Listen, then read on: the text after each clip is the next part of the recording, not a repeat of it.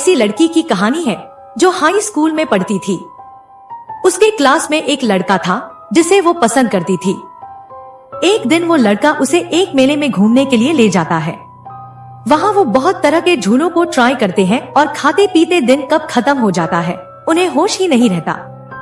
फिर जब घर जाने का टाइम हो जाता है तब वो लड़की घर जाने के बजाय कुछ और टाइम उस लड़के के साथ घूमना चाहती है, तो वो बजाय घर जाने के कुछ और झूले ट्राई करने लगते हैं।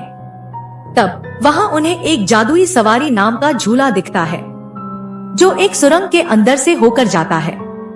इस झूले की टिकट लेने के बाद दोनों 2 सीट वाली एक बोट में बैठकर सुरंग के अंदर जाते हैं।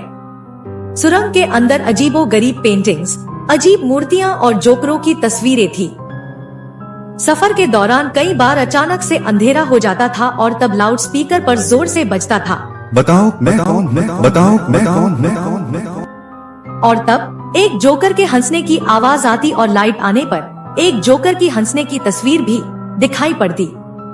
सारे रास्ते यही देखने के बाद उस लड़की को थोड़ा अजीब लगने लगता है, पर क्योंकि उसके साथ आए उस लड़के को ये सब बहुत मजेदार लगता है तो वो कुछ नहीं कहती और इन सब के खत्म होने का इंतजार करती है। उन लोगों के मेले से बाहर निकलते हुए सूरज ढलने लगता है।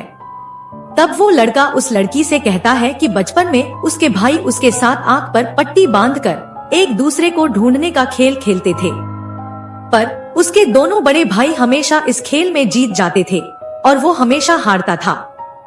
पर फिर एक दिन इसी खेल को खेलते हुए एक गाड़ी उसके बड़े भाई के ऊपर चढ़ जाती है, जिसके बाद वो नहीं बचता और इसी दुख में उसका दूसरा भाई भी घर छोड़कर हमेशा के लिए कहीं चला जाता है।